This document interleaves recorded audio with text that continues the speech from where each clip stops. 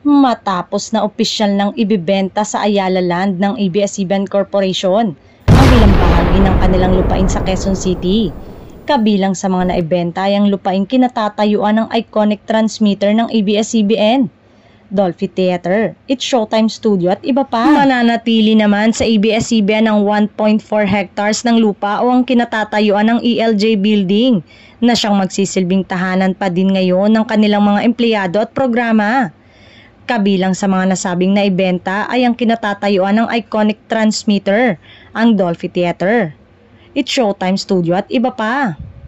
Samantala, usap-usapan naman na baka matuloy na ang paglipat ng entertainment department ng kapamilya sa ABS-CBN Soundstage sa Bulacan na matagal na rin daw umanong nasa plano. Mawawala man ang ABS-CBN Broadcasting Center. Nakaredy naman na ang ABS-CBN Horizon IT Park sa Bulacan.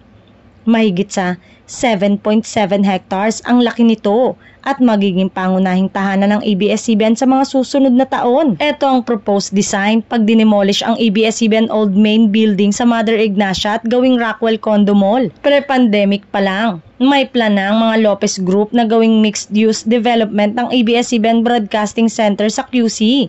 Kaya ililipat na nila sa Bulacan ang studio.